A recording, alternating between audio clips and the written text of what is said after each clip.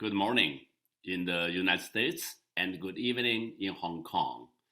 Welcome to the second event of Ink Art and New Music Creative Exchange Project. I'm Jindong Cai, a professor of music and art at Bard College and the director of US-China Music Institute at Bard Conservatory Music. I'm the host and moderator for today's event, and today we have Professor Yangping Chen to discuss the development of mixed ensemble music. And the format of today's discussion will be a 50 minutes long lecture and followed by a 30 minutes discussion on and Q&A from our invited students and from the public. The Ink Art and New Music is a collaborative project happening in Hong Kong and the United States. So it's a collaborative effort to put this together. In Hong Kong, we have Hong Kong University and M Plus Hong Kong. And United States, we have Bard College in New York State and its Conservatory Music, as well as US-China Music Institute at Bard College. The project is aiming to explore the artistic commonality and discover the innovative potential between ink art and new music. And in this project, we select 4 students, 2 from each side, 2 students from Hong Kong and 2 students from Bard College, and then join with different professors, experts, and to explore, to experience this project together. So at today's, before we start the lecture, I'd like to introduce our 4 students a little bit. And the first one is Austin Liang. And you can see him right here. And Liang recently just graduated from the Royal Academy of Music in London. And he studied with Simon Benbridge, and he's currently studying as PhD in composition at University of Hong Kong under the guidance of Professor Chen Hingyan, and also studied with Ong Sok Chen and its very competitive Philharmonic Orchestra's Composers Academy. And Liang has been a winner of quite a number of prizes in his work, also has been performed by many orchestras and chamber ensembles in UK, in the United States, and in China. And he is actually quite an experienced composer already. And then we have Samuel Mutter. Yes, Samuel. Samuel is from Bard, and he is a composer, pianist, and trumpeter studied at Bard Conservatory and College. And he recent teacher is George Santakis at Bard College. And also his influences include a wide range of classical music, folk music, jazz music, and rock and roll music. And he has a deep interest in music of different cultures. And he's often does this kind of a feeling. It's often affected his writing, and so also his interest writing for film. So particularly, he has participated in the programs and NYU scoring workshop and so on. So he also, his work has been performed by large ensembles, chamber ensembles, and soloists. So welcome, okay, Samuel. And next is Jing Wang Jing. Yes, okay.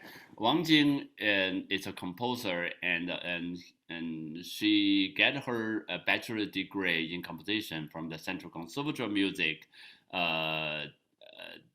Studied with Jia Guoqiang and Tang Jianping, etc. And a master's degree in composition, she got it from Hochschule für Musik and Danzkunst under the Johannes Schönhorn.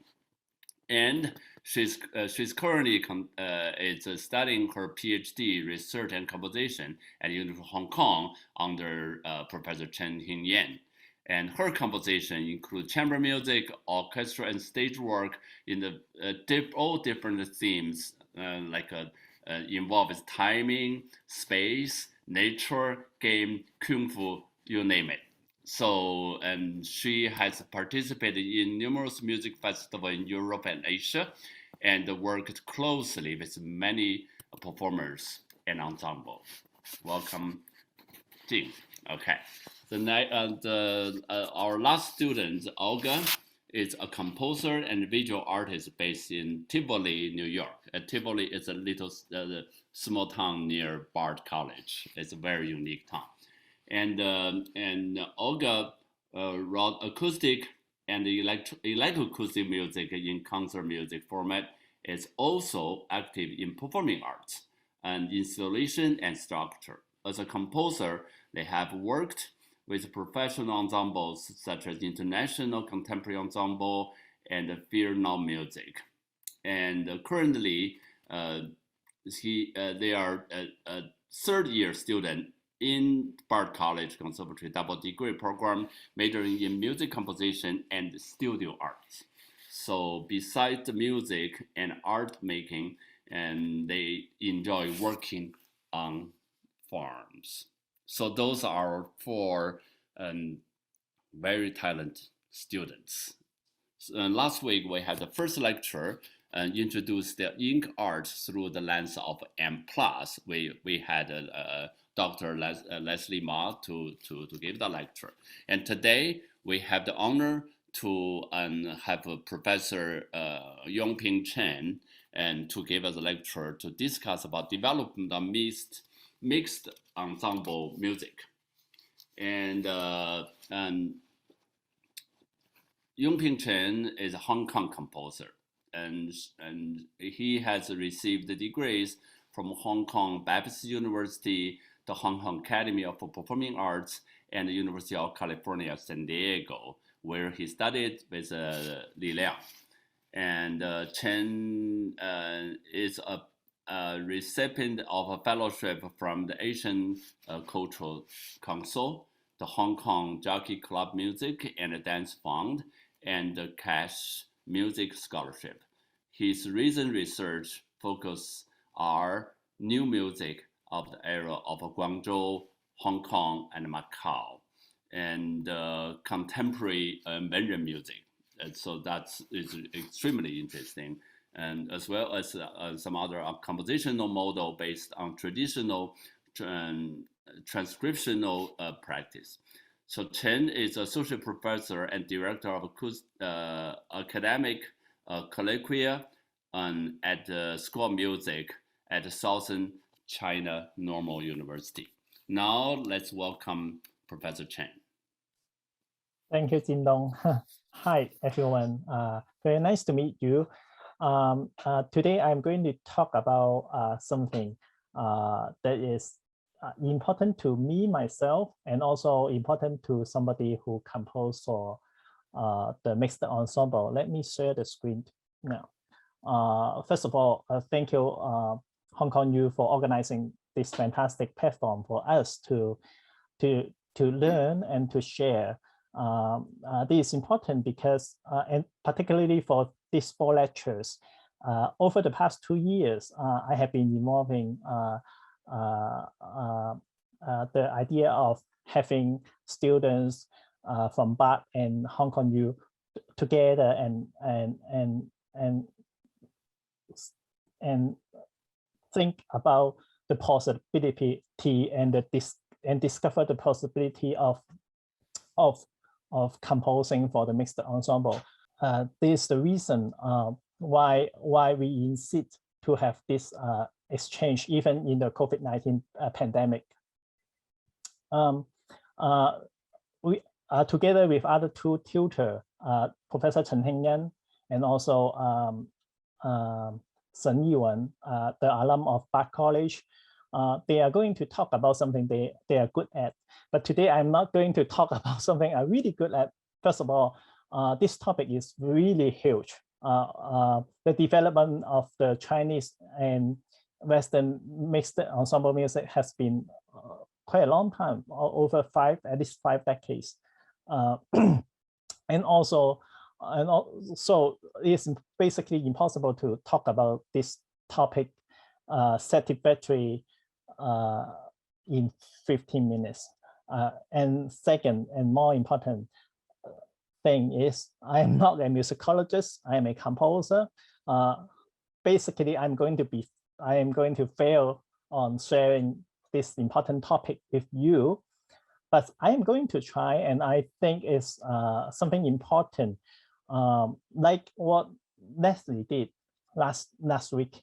She shared with all of us about the aesthetic of ink art through the lens of MPES. Today, I'm going to share with you what I see the development of mixed ensemble music through my journey of composition. I think it's more practical for the sharing and more valuable for all of us. Possibly everyone knows here, the panelists, all the students know Bard College, even we are in Hong Kong, is a very successful liberal arts college in the US. I met one very special person about 3 years ago in China, in Harbin, Robert Martin, who will be the moderator in October in Heng Yan's talk. He is the founding and former director of Bard College Conservatory of Music, and he also a cellist, and he loved new music. We met each other on something very classical, a competition in Harbin, but after the competition, we spoke a lot the new music, and also he was a president of Chamber Music of America. He loved chamber music, so he asked me a question and invites me to compose a piece for his student at Bard. The Chinese player, Chinese student, the student of the Chinese program at US China Music Institute at Bard College. And then I started I was very excited, and I think this school is really amazing because this school require all the students to study music at the same time to have another profession to get a double degree, and this man is just visionary and actually execute what he thought.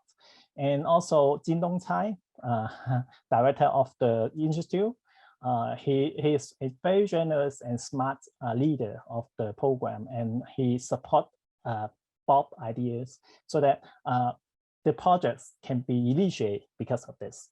And I went to Bard College actually 2 years ago, 2019, in March, for their annual conference, which we will be, all the students, we will be joining together, hopefully after the COVID impact, for the conference and the premiere of our works. And this experience impacts me a lot.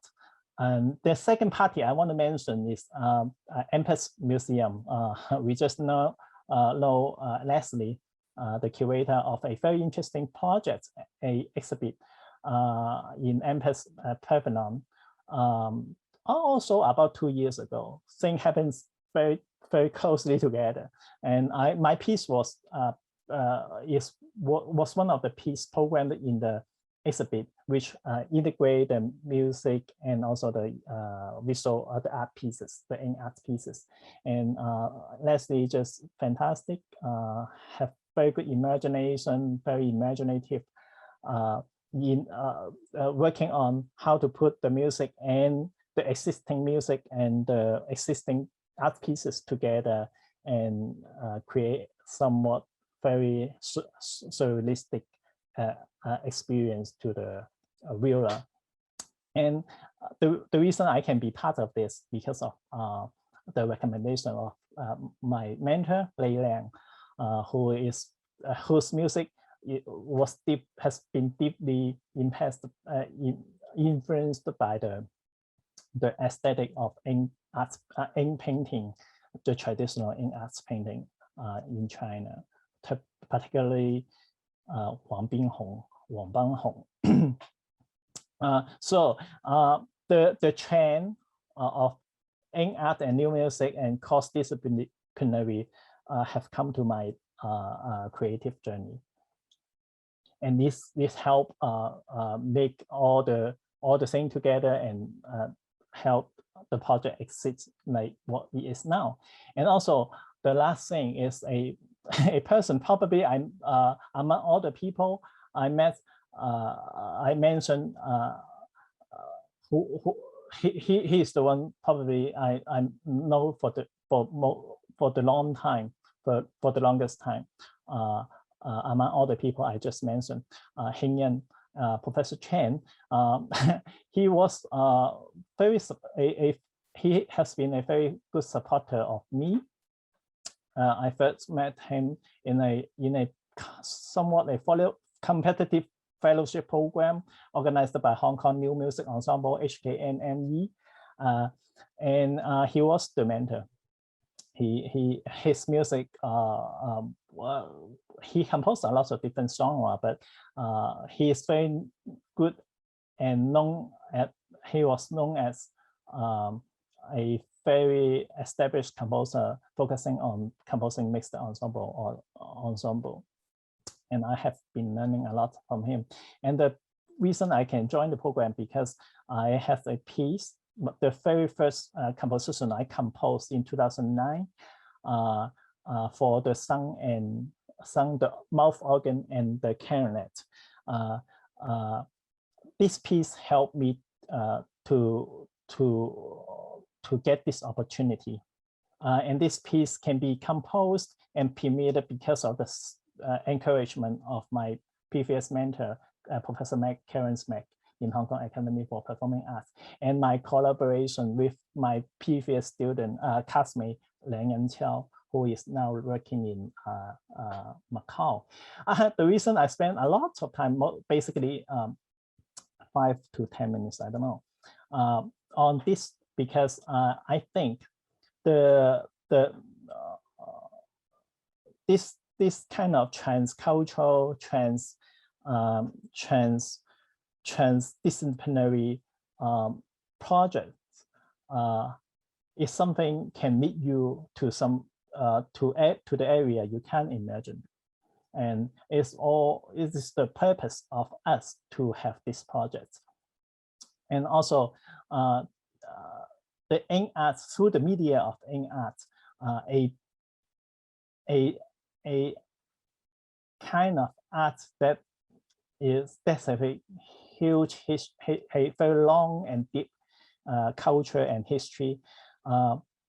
It is similar to the situation of Chinese traditional music.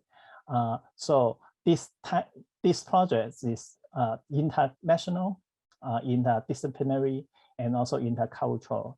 In some sense, it's a multi-dimensional collaboration. I hope in the following session we can try to build up this kind of relationship like what I have before, and gradually we can discover something new that is belong to each of you. The topic is very huge. I'm not going to present the lecture like the musicologists will do. I think I will try to focus on 2 dimensions first. First of all is the formats of the mixed ensemble music. How the format change. What I say format is the configuration and the instrumentation of the mixed ensemble. And the second part I'm going to talk about is the strategy of composing for this type of genre. I'm not be able to, although I am not be able to say all the things that is worth to know particularly the development, the general, the very complete development of the Chinese chamber music, or the mixed ensemble music, or traditional chamber instrumental music in China. But these two articles, very important article, recently published, and are very important for us to know. Particularly, we are trying to understand more about this kind of genre. For somebody who are able to read Chinese, I recommend the students and also the audience to take a look. I'm going to translate some of the session, so that with Samuel and Olga and some students want to know in the US, we can share, and we can try to translate this important article so that it can be the resources for us in the future. First of all, I'm going to share with you guys the characteristic, probably we all know very well, of the Western traditional chamber music. The important keywords will be ensembleship. The ensembleship is created and formatized based on a series of classical settings, such as string quartet, piano trio, piano quintet, and wind quintet even. They are all based on the similar aesthetic principle, like the pitch range is to be well covered, and also the dynamic of each voices, color and intonation, can they be matched? Can they match with each other very well, or can the dynamic become controllable and usable for the composer to express themselves? So everything has been developed. This the setting are developed for a long time, has been developed for a long time. So this system is quite, and the culture is quite well established. And the traditional Chinese traditional chamber music is quite different, although they also have a long time. We are not talking about something we can't even find the reference or the musical text. We are talking about something closer, like in Ming Dynasty or Qing Dynasty. There are lots of music that is basically Chinese chamber music, like we can see in the court, and also literate the Xiao and Qin duet, and also the Minzhan Xuyue, Mengan Zhongguo, the folk and secular music, like Cantonese music, Northern wind percussion music, and Southern Yangtze string pipa ensemble, pipe ensemble. This type of music, we for someone who don't know Chinese music, we encourage you to listen some of them. The aesthetic of this chamber music is very different than in the West, because their tone color tuning are generally more diverse, and the pitch range is basically in the very in the top, higher range. We can listen some of the excerpt.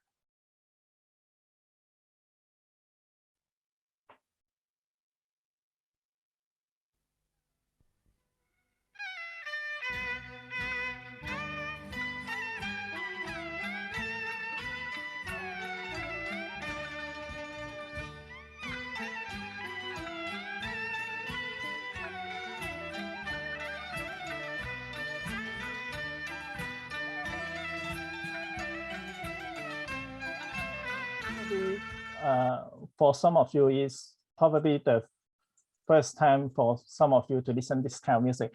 The ensemble music of China is mostly played in tutti, opposite to the dialogue we can find usually in the chamber music in the West. In this type of aesthetic is interesting and cannot be found in the West, but because of the idea imported in the 19th century, 20th century, Chinese musicians have been thinking to learn from the West and try to start to build something classic, like what Western composer did for piano trio, string quartet, and piano quintet. So in the 15th in Shanghai, Wu Dengtiao, a professor, a dean of the Mingyue, the traditional music, Chinese music department of Shanghai Conservatory, composed and promotes a ensemble setting that he believes is important to the future Chinese musician. There is the famous ensemble setting we now call 西弦五重奏, 西引五重奏, Quintet for String of Silk. Basically is for 二胡, 琵琶, 管, 还有 also 扬琴 and 古筝. There are 4 plucked string instrument and 1 bowed string instrument. Is the setup we now currently can think of is like the piano quintet. It's like a 4 type of instrument that is belong to one family and one very different instrument that can help that create a dialogue and drama in the music. This is one of the reformation we can find, and this is only one of them. There are many trials over the decades after the influence of the West in the 19th. Okay, so another thing we can enjoy the Chinese ensemble musician can enjoy a very the reformation. The reason of that is because of the notation. In the past, the Chinese musician cannot basically wasn't trained to learn the staff notation. The staff notation is something that help the mixed ensemble music emerge, and for me it's very important. I think it's something important to the history, even though it's small. We should be aware of this.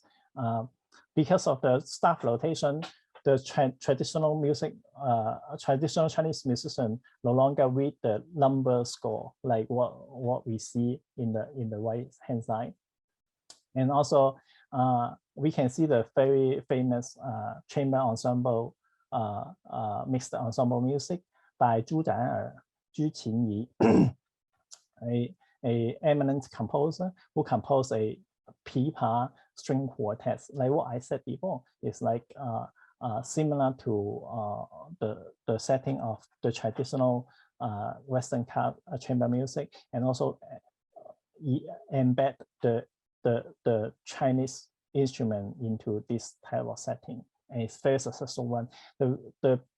The opportunity is there because of the notation. I think it's very important. The Western education help this kind of mixed ensemble happens. And the other word formation I want to mention is more closer to us today. We because of the effort and all the endeavor of all of the precedents, we can see many interesting and very influential ensemble and they are very stable. Actually, they have their own season. They will commission pieces regularly and promote the Chinese music and the new music from Western and Chinese music. I am now naming a few, like 竹韻小集, 珠苑小集, Windpipe Chinese Music Ensemble in Hong Kong, Ding Yi Ensemble, Ding Ai Tuan in Singapore, and also Wu Ji Yue Tuan, Mo Gek O Tuan, Wu Ji Ensemble, who is founded by also my former mentor, a composer very important to Hong Kong, Luo Yongfei, with other medias too, very special one. So the second part, I'm going to talk very brief and also not mentioning a lot of very important events during the 15 years, but basically, you know, the reason we can why the reason we can see a lot of ensemble today in Hong Kong, in Taiwan, in Singapore, and some of them are in China. They are flourishing now because of the Western education on the Chinese traditional musician. The program now at US China Music Institute did the same thing basically. We try to educate and give the chance to the non-Chinese people outside China to learn something there, and there will be something important, maybe something important for them in the future to create their own work. Because of the format change, new format happens, emerge. There are a new set of strategy that we try to use for this special ensemble. Let me conclude a little bit what I said before. The three principles of classical Western chamber music: independency of each part, texture created with just strong sense of ensembleship, and musical dialogue between voices. Even though in the West, in the 20th century, these three principles are starting to transform and actually, basically, we have more choices. We are not, the chamber music is no longer following just these three rules. The new definition for the chamber music in 20th century, I would say more after the tonal music practice has come to the end, composers start to discover timbre as the resources for the and inventing extended technique for their expression in their chamber music or orchestral work, any music like Patch, Penderecki, and Cage. The experience, the experiments they did in their own work, and the ensemble setup start to be more flexible. As we all know, because of the World War II, the resources become very limited. Composers start to follow the practice of the old time in Baroque, like Concerto Grosso and like what J.S. Bach did for Vandenberg. Stravinsky has his own the Soldier's Tale, and Paul Hindemith just composed a lot of atypical sonata for some very unusual instrument like tuba or trombone or double bass. And as we can see the picture there. Some audience may not know this inside the piano, and the piano is prepared with a lot of different objects, and try to create some sound that is familiar but very different than the traditional one we can hear in the piano. I am going to share a piece of by Zhou Wenzhong, a very important Chinese American composer, Zhao Wenzhong, and his possibly the most well-known piece, Yu Ge, composed in 1965, is a milestone for the the Chinese music, because Zhou Wenzhong seldom composed for traditional instrument. He composed just only one piece for traditional instrument in his later age. But he tried to make the Western instrument sound, produce the Chinese sound. As Joe said, he tried to amplify magnify the pitch, the articulation, timbre, dynamics, and rhythm of the instrument, so that those elements can help us to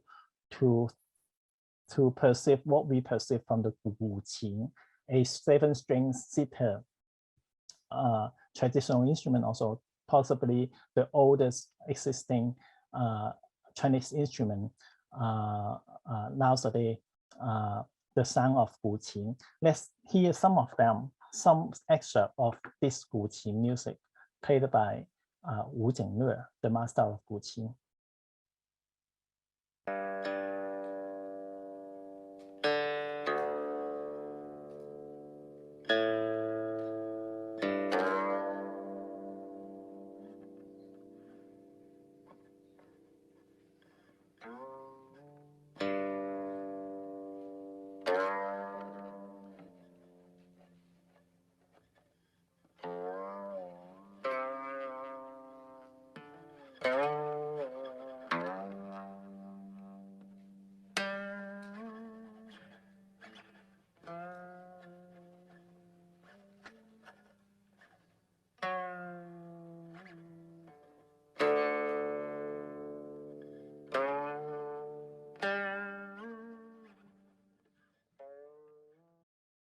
The glissando and also the noise that generate from the touch of the finger on the guqin. This very rich sound, not pitch, but the sound is the essence of this type of music. And Zhou Wenzhong in the 16th composed a piece for the ensemble with outer third, English horn, bass, clarinet, 2 trombones, a very special percussion set with 2 percussionists, and piano and violin. We can hear some of them and see how Zhou Wenzhong skillfully used the compositional technique to mimic what he heard from Yu Ge, from the piece that we just heard.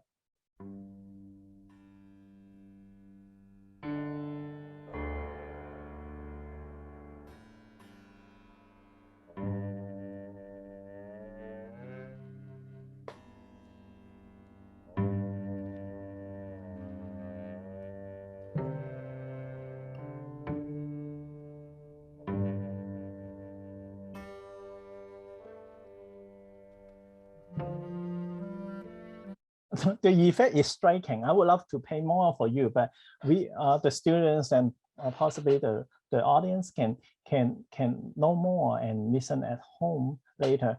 This piece is very striking because we, for the first time, I can't even recognize what instrument the ensemble has.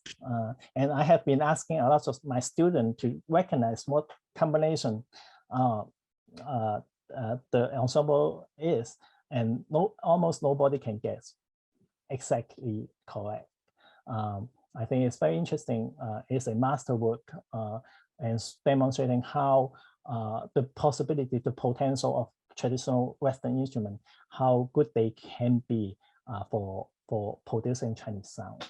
The masterful work I am introducing is Chen Xiaoyong Chen, student of Ligeti. And in his early piece in 1989, the duo for violin and zhang, he tried to use these very different instruments, the strings in the West and the puppet instrument in China, to produce a relationship between dots and lines, which is very important for the calligraphy in China. We soon to know if we met or if we know more about what Nestle said last week. They join together and try to diffuse what they have, and the piece is like performed by one instrument. We can hear some of them.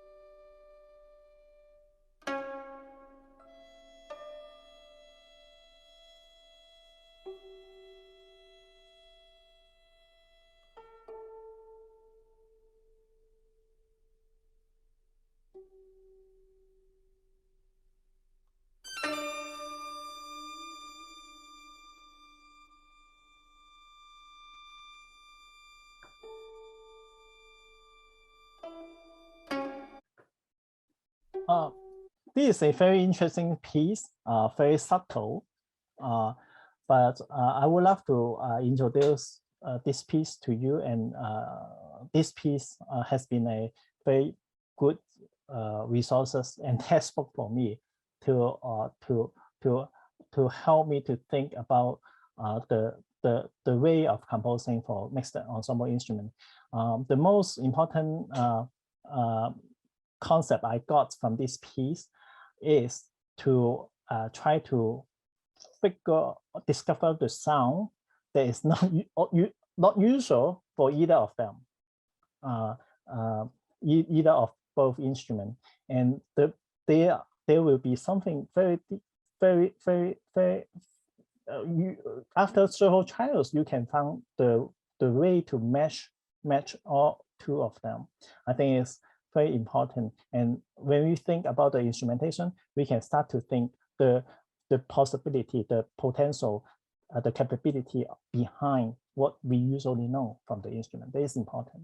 The fifth things, our mentor, Heng-Yen Chen, also one of my idols in my compositional journey. Heng-Yen composed a lot of pieces for Chinese instrument and Western instrument. I just named one of it for this lecture. And because I figured out I have a lot of pieces with guzheng, but not many for wind instrument, so I picked one of them. And this piece is a very successful one.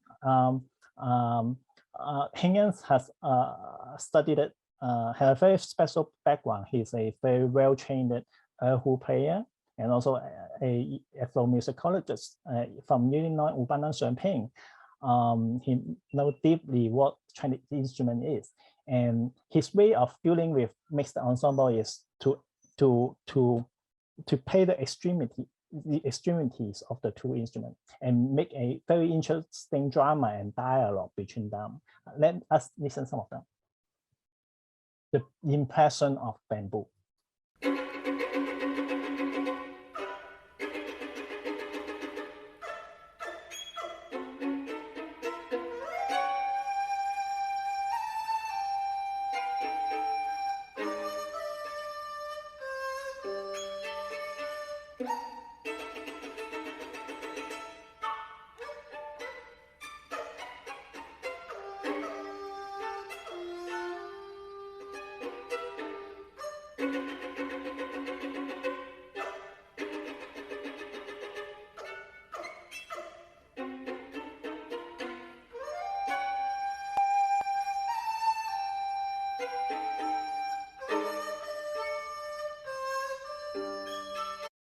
Okay, the piece is actually quite short, just 2 or 3 minutes, but we have very little time. I probably cannot control time very well, so I need to stop right now. But this piece is and also other 2 movements of this piece is a 3 movements piece, and also other pieces of Peng Yan. We should watch out and take a look and try to learn from him. The advantage of him is he knows very deeply the idiomatic writing of all the instrument he used, particularly for the Chinese instrument. So it's something, the direction we should try to go for. The last point I want to mention is finding the identity through illusion. I know very little pieces. Although I love to listen music from different genres, but it's never enough. I always learn from my friends and my mentor, Li Liang, who is also very important composer in the US right now. And more and more people in China and Hong Kong knows him. He is my mentor, and he composed pieces for different genres. This is one of the pieces he composed for Chinese instrument and Western instrument together. 5 seasons, 五季五怪, is trying his way to merging two characters is to try to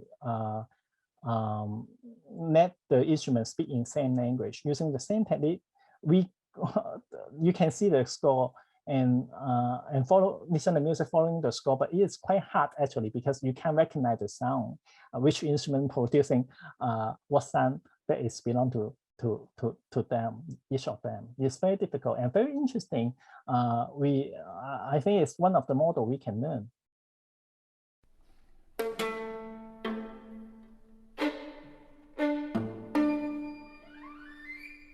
It's not the music is not in the beginning, is not yet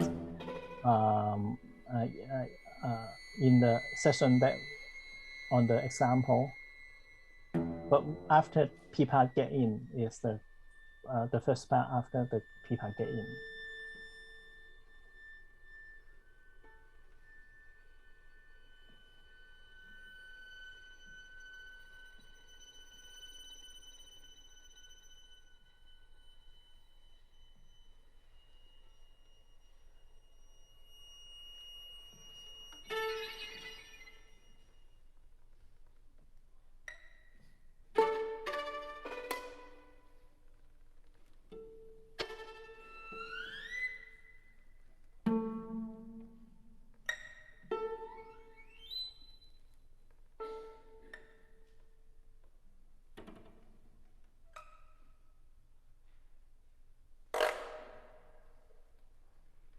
People is in now.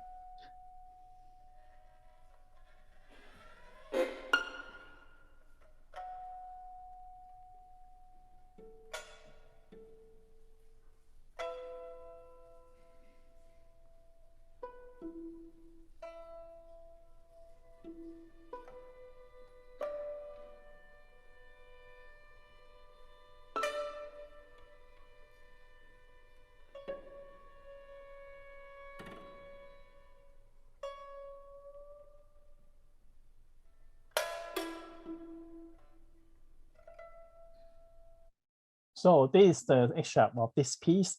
For me, it's similar to Zhao Wenzhong in some sense, and also similar to the strategy in Chen Xiaoyong piece.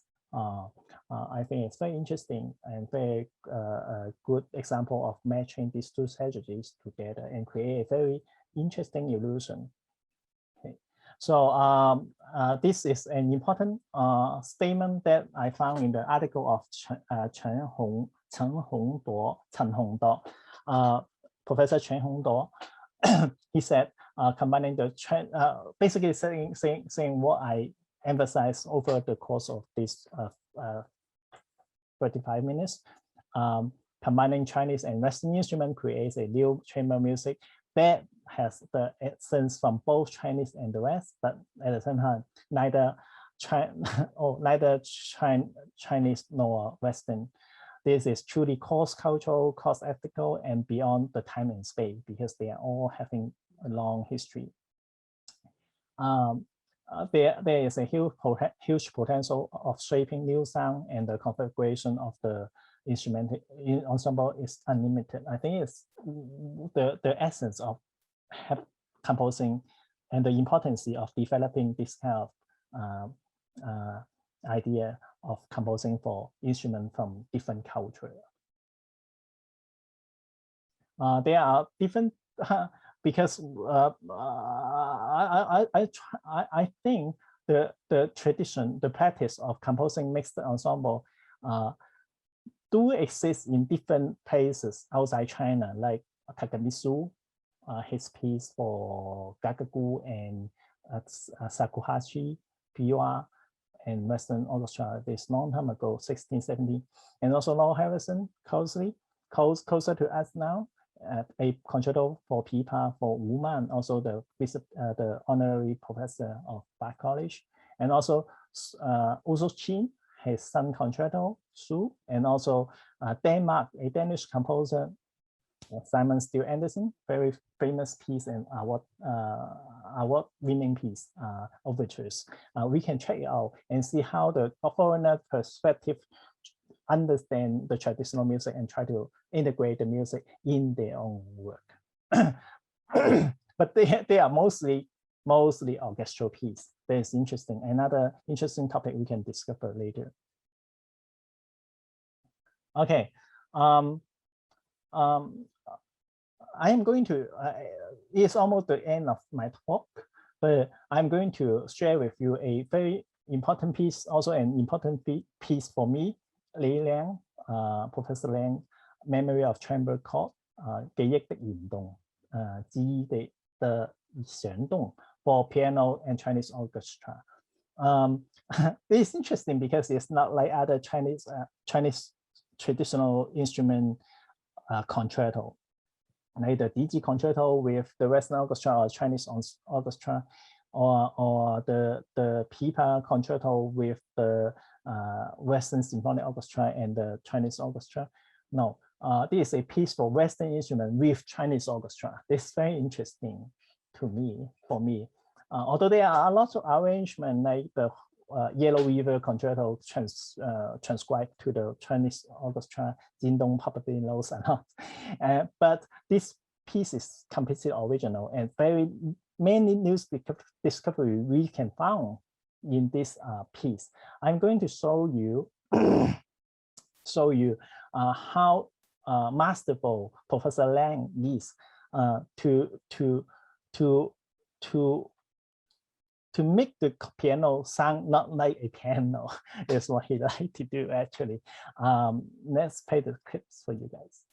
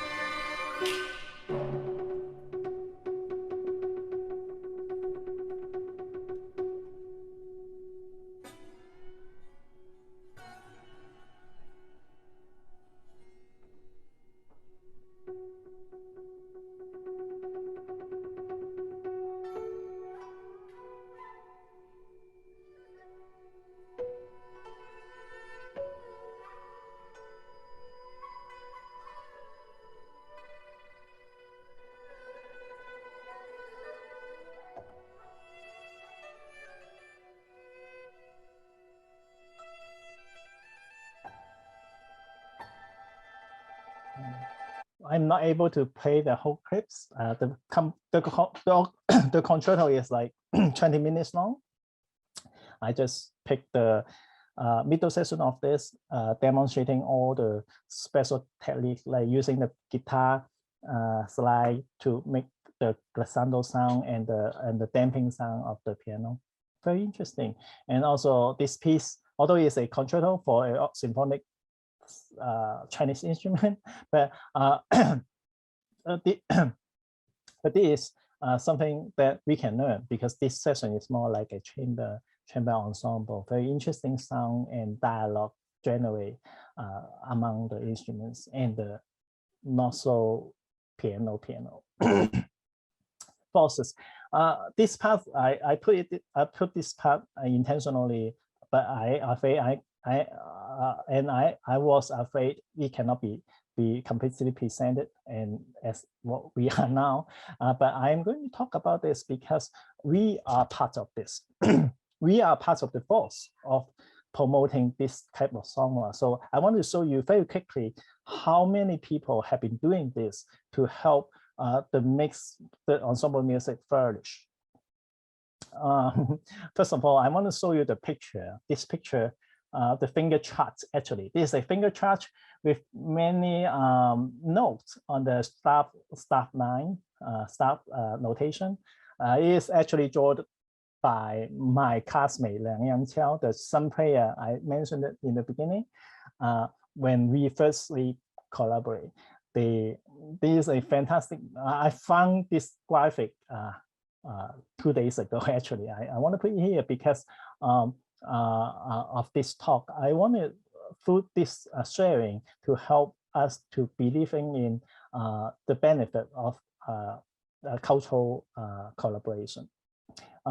When now we have the staff rotation for the Chinese instrument, they make the collaboration happen. We can read each other, we can understand each other, we can collaborate with each other, we can create new things together.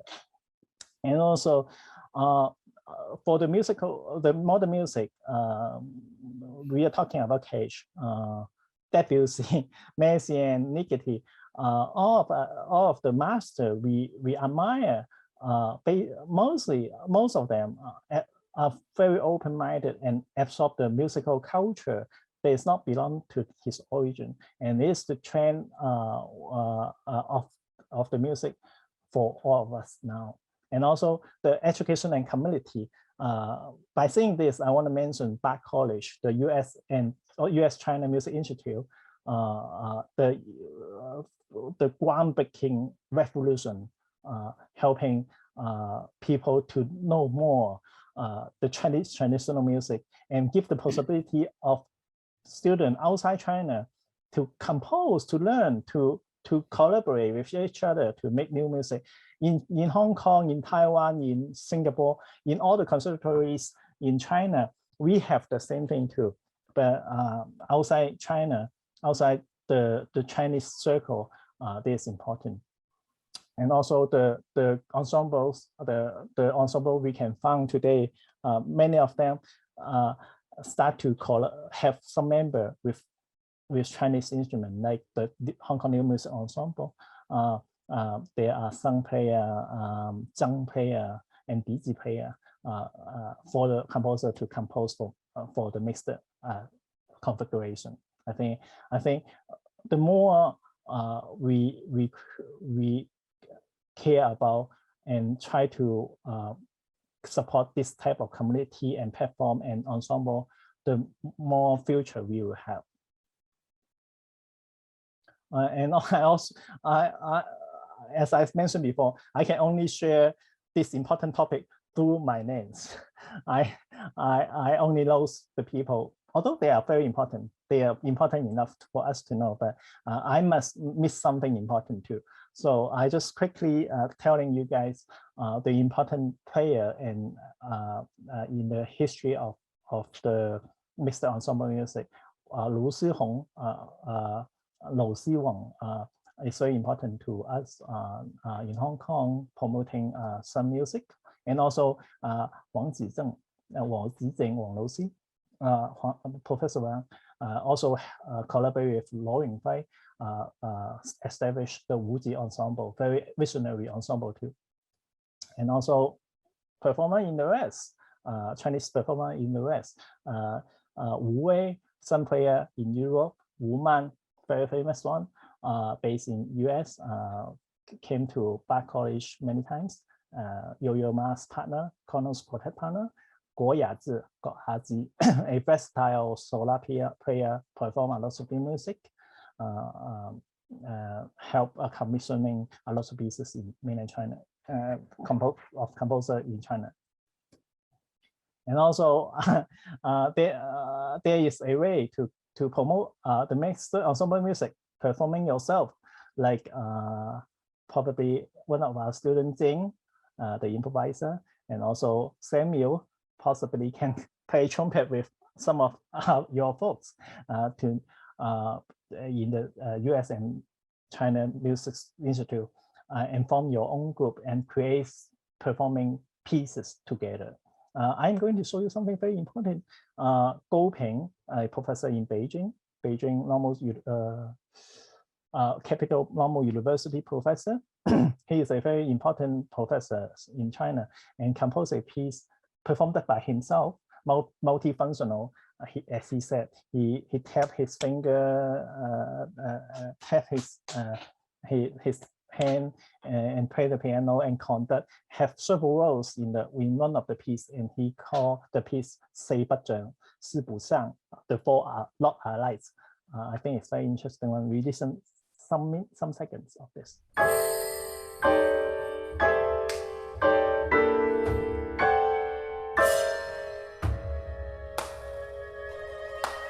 Okay, we have some sound from clapping, and it's all generated by him. And also some important research and references, because I'm failing to teach you all the things that is that we know for knowing the development and how to compose from the mixed ensemble. And so it's some of the books we need to read if we want to understand more the aesthetic, the instruments, and the traditional practice of the Chinese instrument. These three books, there are lots of books, but not enough. And many of them are not in English. So there are a few books, I think, for us it's important to read. You can check it out. And the final two slides, I'm going to just give you a question for the ending of this lecture. Ink and sound, not in art and music, but ink and sound, the two medium that have very fast definition or very abstract possibility. This also related to a question asked by my mentor, Lei Liang, in 2017. He asked all of the students of him about do we know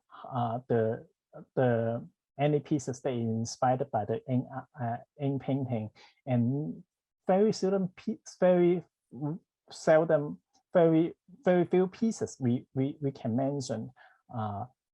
He was surprised because he thought calligraphy and ink painting is such an iconic cultural thing in China, but in the Asia, but not many of them really, not many of the composer in Asia compose for with the idea of or philosophy of calligraphy, compared with the play, the text, the poetry, and we just don't know why. But I think I found the reason after these two lectures. First of all, and I hope that you can also have your own understanding too. I think the most important thing is dealing with the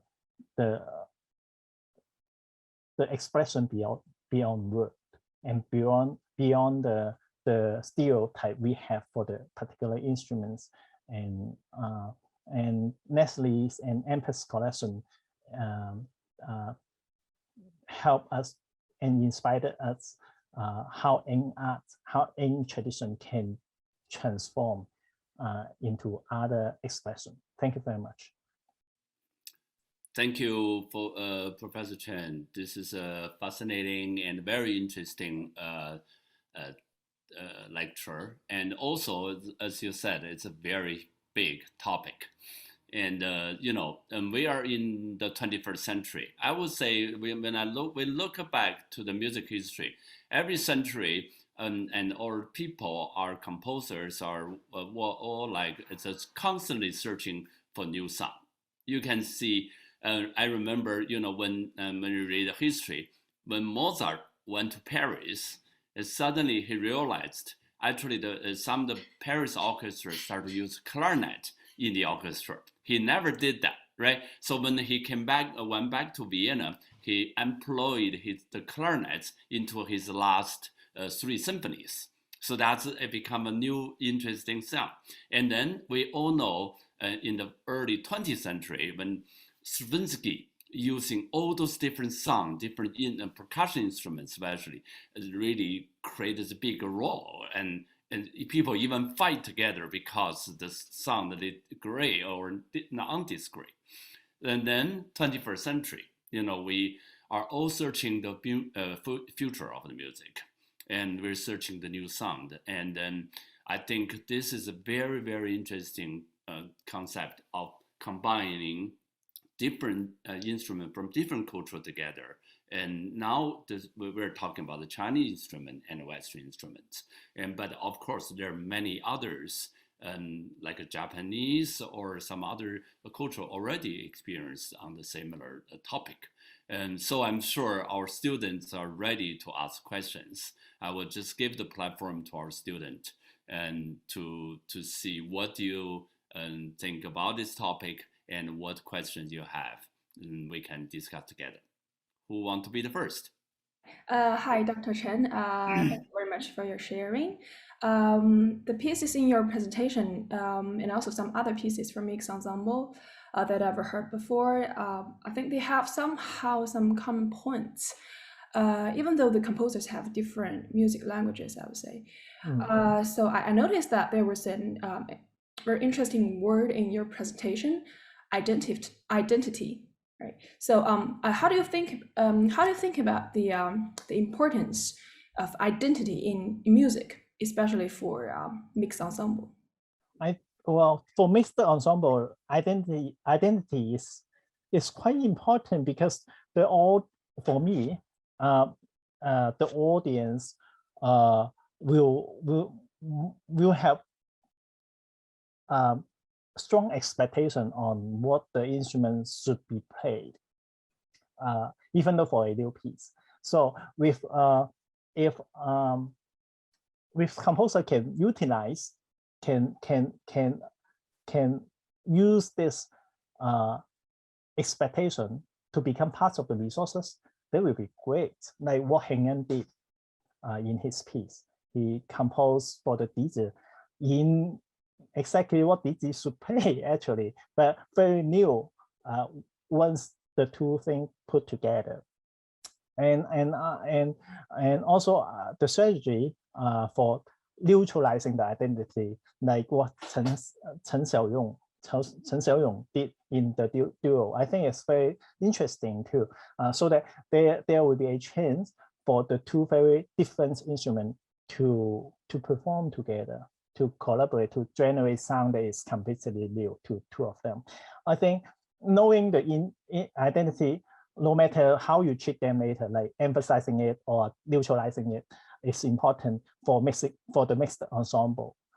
For the complete Western ensemble, I think it's okay to have this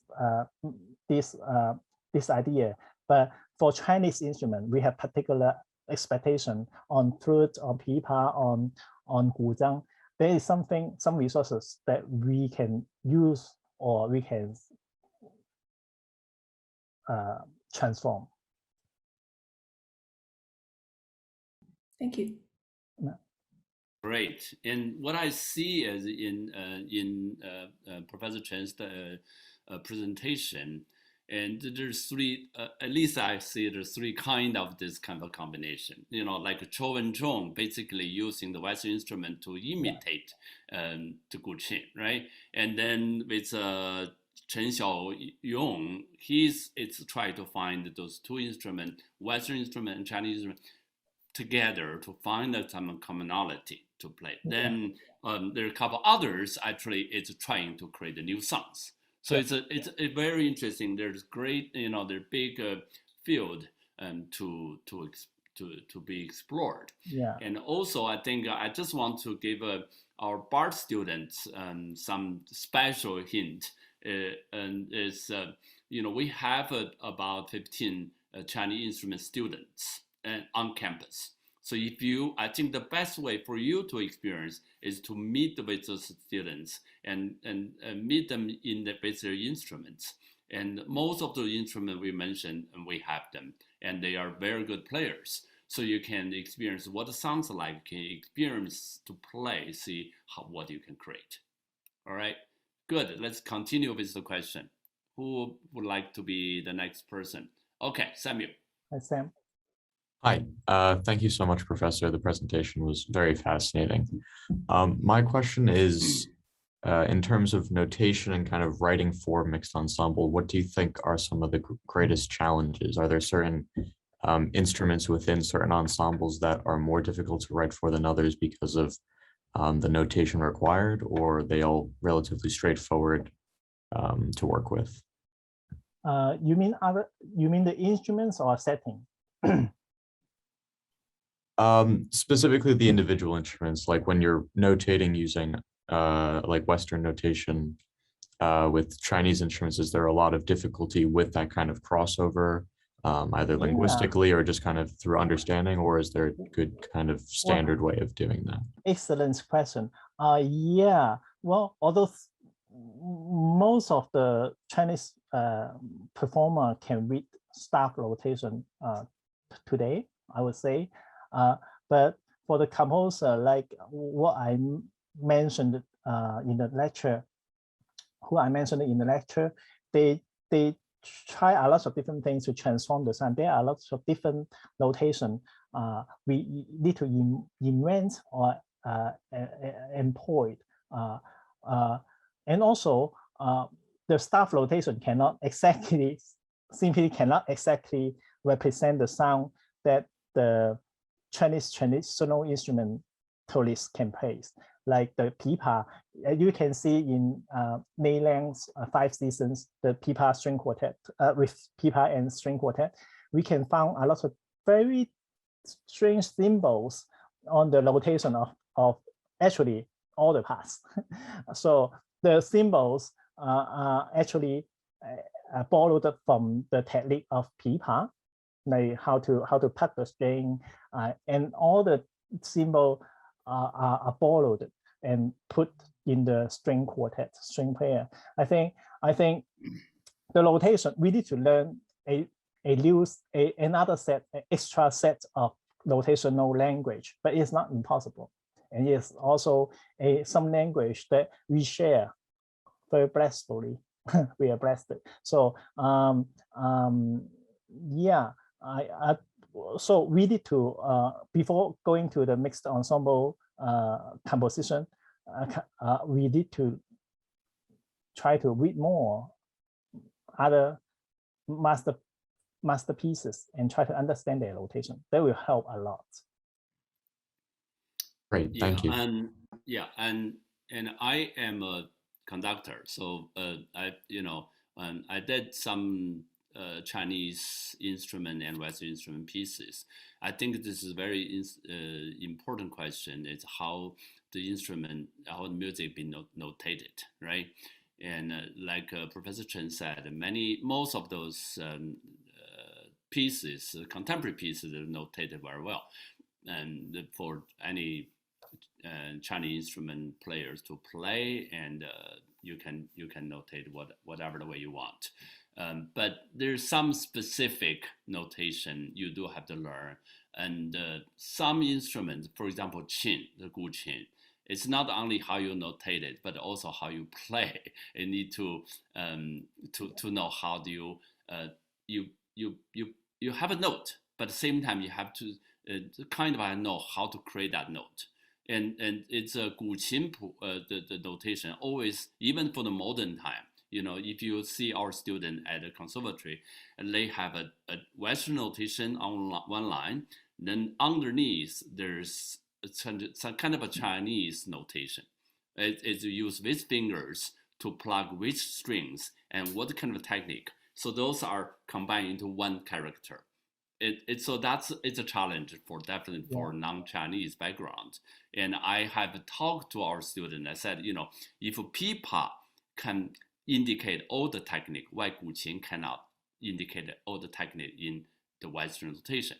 So if this is a very interesting area, if we can create something for common people, all can understand just by reading the notation, can know how to play, that will really I'll be a great contribution for those combined ensemble writing.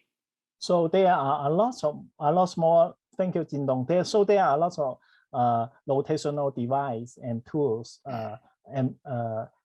created over the past few decades, particularly the modern traditional instrumental pieces. I remember Qin Wencheng also has some very interesting notation for pipa, and I think I want to have one more advice for Sam: the importance of collaborating with a living Chinese instrumentalist is important. It's not like composing for string quartet at all, or for piano. If you are thinking a particular sound with a very unusual notation, we encourage students to talk to each other and work on this and try to find the most efficient way to notate the sound that you want. It's a good training for others, for the standard traditional Western instrument too, like Lachmann did. So yes, I think mixed ensemble music composition is a very good way to train the composer. Hello, Dr. Chen. Hello, Dr. Chai. Thank you very much for your presentation. It's really informative. And actually, since we have been talking like a lot of like notation, I actually also have some feeling about this. It's like I've been working with a guzheng player. He's a very good guzheng player of my friend, and it really strikes me because because I had a piece that like it's for him in a string quartet, and he's kind of taking some lead sometime. The string quartet cannot read what he's doing. It's like I was like teaching him, okay, now you can give it a beat so that everyone can get in. He kind of doesn't understand it. And then I was like, okay, then how? Because he also plays a lot of ensemble work with other Chinese instruments, and was like asking him, so how do you like do these?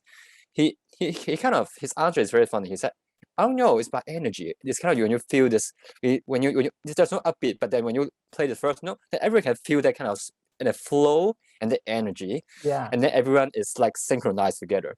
So this is very interesting. I kind of feel sometimes when I'm working with like Chinese instruments, I feel like the Western notation actually is kind of it's really a lot of restrictions for them, because the Western notation is like really strict. Like we have tempo, we have like every articulation, every slur and every note, etc. But for them, I feel like a lot of times it's a lot of embellishment and a lot of like ornaments that they add like by sometimes by feel. I don't know how to explain it because I'm not myself a Chinese instrumentalist, but there's a lot of improvisation. I feel that I can't really find like a good way to notate for them that is give them enough freedom to like let them play what they feel and what they add their energy kind of flows, but also a notation that can like give instruction of what I want, like maybe some of the exact points that I want them to go together. So do you have any thoughts about like how to yeah. Yeah, thank you for the questions. It made me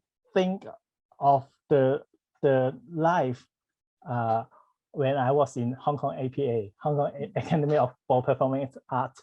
We are lucky enough to have the tradition of collaborating with Chinese instrument and Western instrumentalists. It is a great tradition. At the same time, we same as you, I figured out the mindset of the Chinese instrumentalists are completely different. As I mentioned in the very beginning, although very brief, the ensembleship is completely different. The characteristic of the Chinese instrument is completely different. They like to follow with each other, do the same thing, but put elements when they have the energy, so-called. They wanted to do something different out of the notation.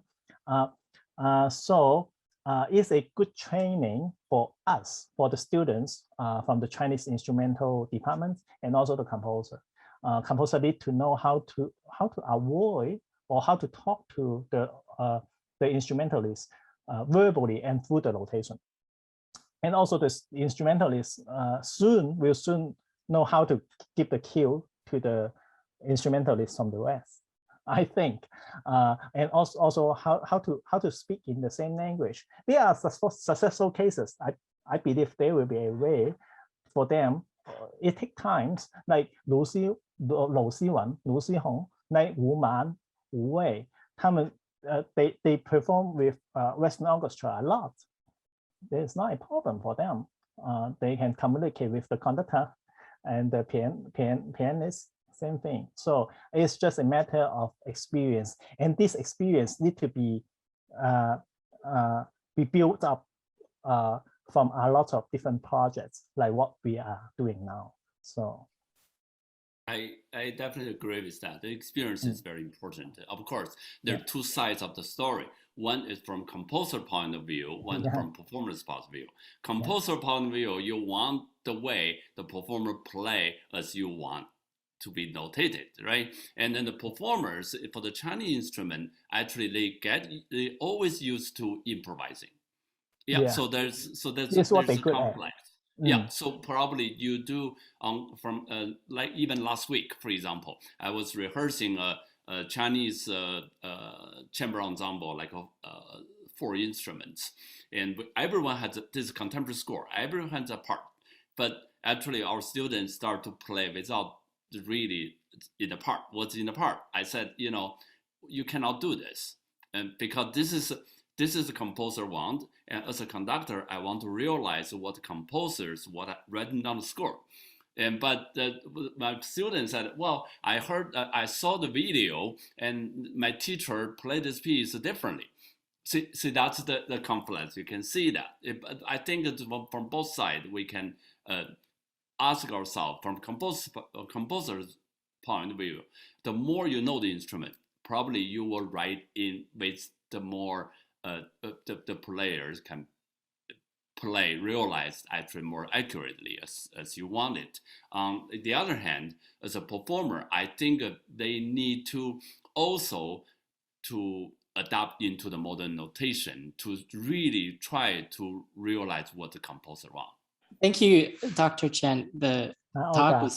was really thought-provoking, and the pieces you showed, they're interesting in very different ways.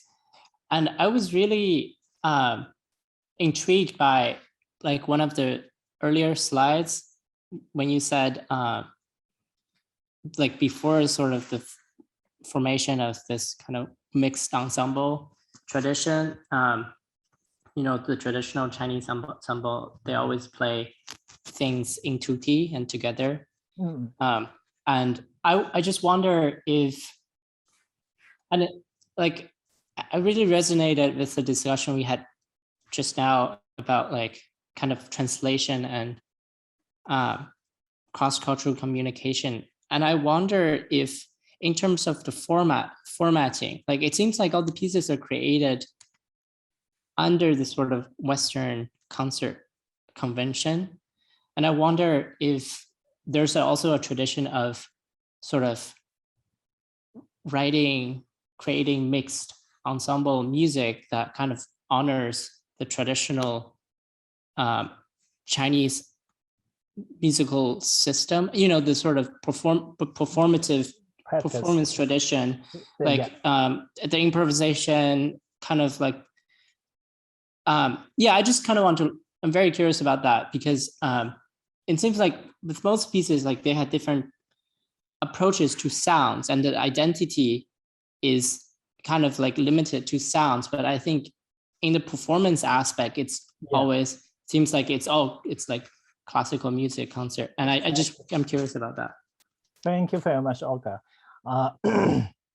You did mention a very good point, and it's what I have been thinking since my master study.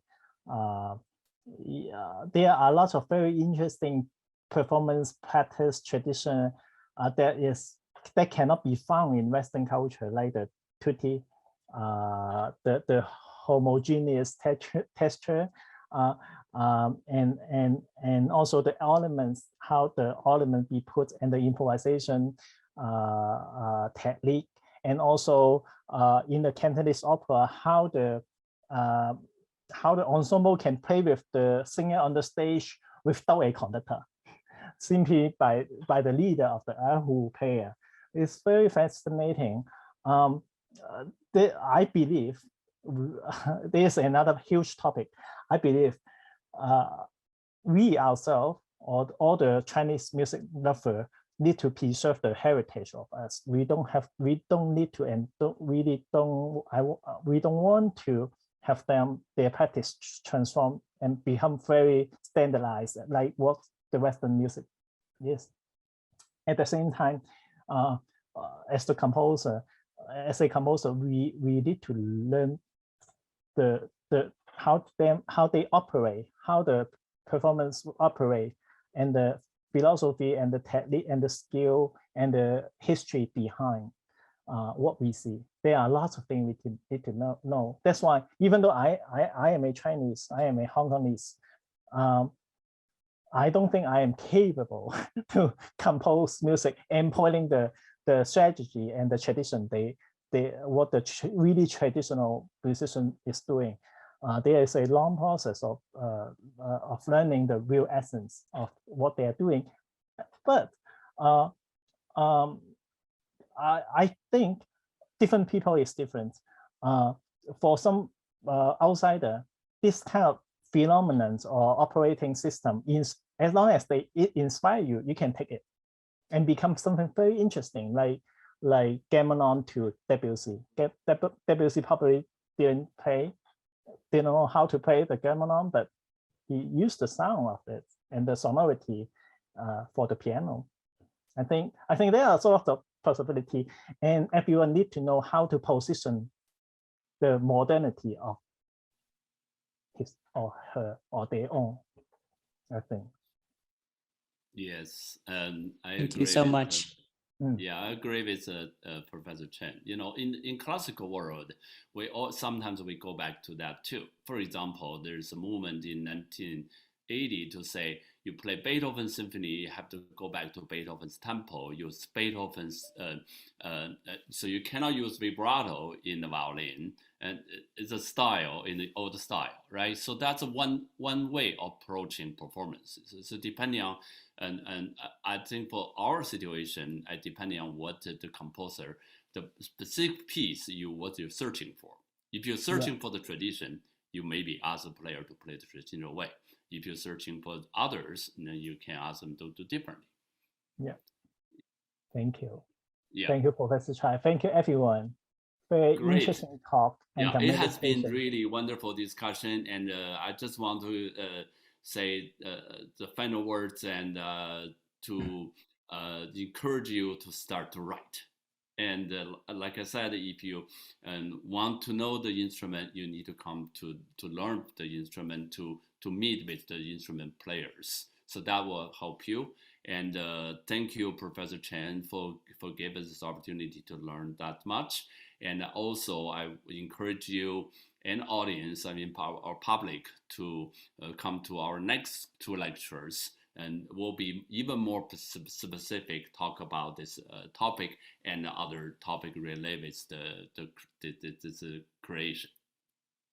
Thank you very much, and see you next time. Goodbye.